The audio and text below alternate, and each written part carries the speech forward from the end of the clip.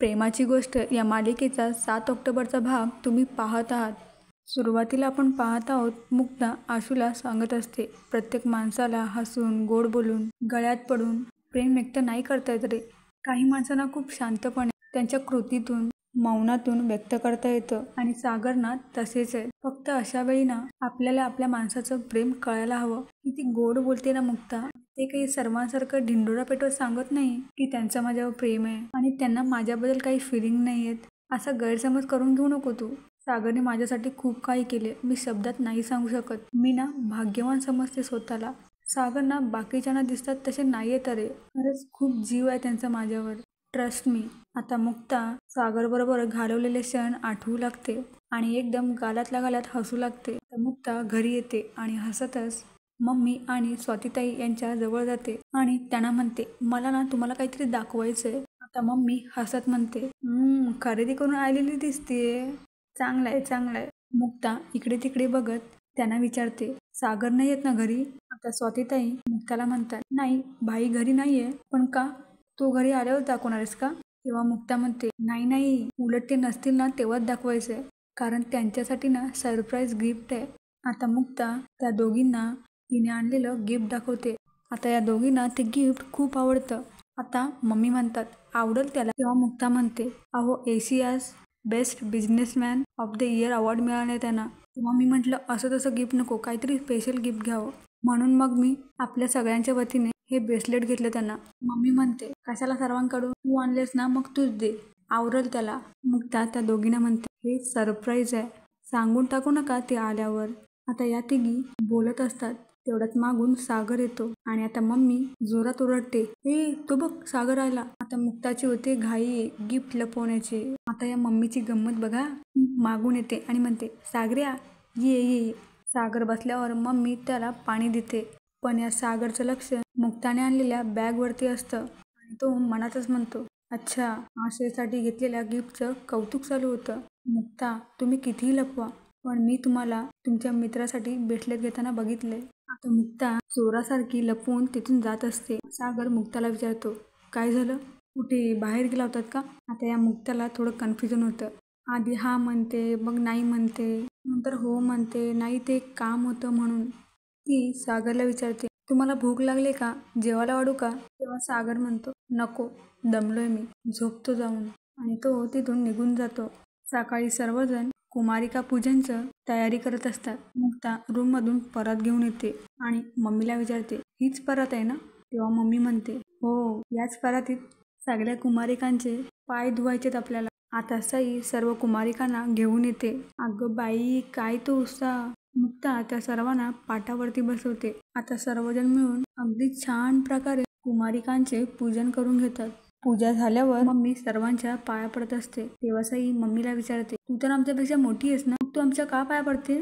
आता मम्मी सईला उत्तर देण्यासाठी त्यामागचं कारण सांगतात आणि त्या सर्वांना देवीची कथा सांगू लागतात. पूजन झाल्यावर सर्वजण आरती करू लागतात. आरती करत असताना मुक्ता देवीची प्रार्थना करत म्हणते, सागरवर आणि या संपूर्ण घरावर तुझ्या आशीर्वादाचा हात कायम राहू दे आणि या घरातील सुखशांती नेहमी अशीच राहू दे. आता लकी देवी आईजवळ प्रार्थना करतो, मला या सर्व संकटातून तू बाहेर काढ, मी माफी मागतो तुझी. मम्मी प्रार्थना करते, माझ्या सर्व पोरांवर तुझं लक्ष राहू दे, माझ्या लेकरांना सुख शांती दे, आमच्या घरावर तुझी कृपा दृष्टी अशीच राहू दे. आता सर्वात लास्टमध्ये सागर प्रार्थना करतो, खूप काळाने मला मुक्ताच्या रूपाने सुखाची सोबत लागली होती, त्यांना माझ्यापासून दूर करू नको. मुक्ताशिवाय मी अपुरं आहे, त्यांच्याशिवाय जगच नाहीये माझं. त्या माझ्यापासून लांब जातात अशी भीती वाटते मला. आई एकविरे, असं करू नको, त्यांचं दूर जाणं मी सहन नाही करू शकत, मला त्यांच्यापासून लांब नको करूस. आणि इकडे या सावनी मॅडम कोपऱ्यात उभं राहून देवी आईकडे काय मागतायत बघा. मी जे जे डिझर्व करते ना देवी आई, ते मला मिळू दे. मला ज्या ज्या माणसाने त्रास दिला त्या सगळ्यांना अद्दल घडवायचं बळ दे मला. माझी एवढी इच्छा पूर्ण कर. बापरे, त्रासाबद्दल कोण बोलते बघा, जी दुसऱ्याला त्रास देते ती. आरती झाल्यावर मुक्ता सर्वांना प्रसाद देत असते. मुक्ता जेव्हा सागरला प्रसाद द्यायला येते तेव्हा सागर तिच्या हातची प्रसाद न घेता डिशमधील प्रसाद घेतो. हे बघून मुक्ताला पडतो प्रश्न, हे असं का वागतायत? आता या सावनी मॅडम येतात मध्येच नाक गुपसायला. ती मुक्ताला म्हणते, हे काय, सागरने तुझ्याकडून प्रसाद नाही घेतला आणि कुठे गेलं हेही सांगितलं नाही का ग? काही झालंय का तुमच्यात? हे बरं आहे. स्वतःच आग लावायची आणि मग विचारायचं. आता मुक्ता बघा प्रेक्षकांना काय मस्त बोलते सावनीला. ज्या गोष्टीचा आपला संबंध नाही ती प्रत्येक वेळी बोलून अपमान का करून घेता तुम्ही? नवरा बायको आहोत ना आम्ही, आमच्यातल्या गोष्टी आम्ही बघून घेऊ. तुम्ही प्रसाद घ्या. मुक्ता तिला प्रसाद देऊन तिथून निघून जाते. आता ही सावनी मनातच म्हणते, हा घाव कसा वर्माव बसलाय. मुक्त्याचा हा पडलेला चेहरा बघायला जाम मजा येते आणि सागर तिच्याशी तुटक वागायला लागला हे बघून तर अजूनच मजा येते. देवी आई इतक्यातच पावली की काय मला? इकडे ऑफिसमध्ये सर्वजण सागरचं अभिनंदन करतात. तेव्हा 2 कर्मचारी स्वतःमध्येच कुजबूज करत असतात. त्यांची ही कुजबूज सागर ऐकतो. सर्वजण तिथून निघून गेल्यावर सागरला सावनीने दाखवलेलं दृश्य आठवतं, ज्यामध्ये मुक्ता आशूसोबत सागरला ब्रेसलेट घेत असते. पण सागरचा हा निव्वळ गैरसमज करून दिलेला असतो त्या सावनीने. ती सागरला म्हणते, तुझ्याबरोबर कोणतीच बाई खुश राहू शकत नाही आणि एशियन अवॉर्ड तुला आशेने रेकमेंड केल्यामुळे मिळणार आहे, कारण मुक्ता त्याची खूप चांगली मैत्रीण आहे आणि याच मैत्रीसाठी त्यांनी तुझं नाव रेकमेंड केलंय. आता सागरला आशूचा फोन येतो. आशू सागरला काँग्रेस करतो. तेव्हा सागर सगळा राग आशूवर काढतो आणि त्याला तोंडात येईल ते बोलू लागतो. इकडे मुक्ता आणलेलं ब्रेसलेट हातामध्ये घेऊन स्वतःशीच बोलत असते, हे ब्रेसलेट नाही, माझं प्रेम आहे.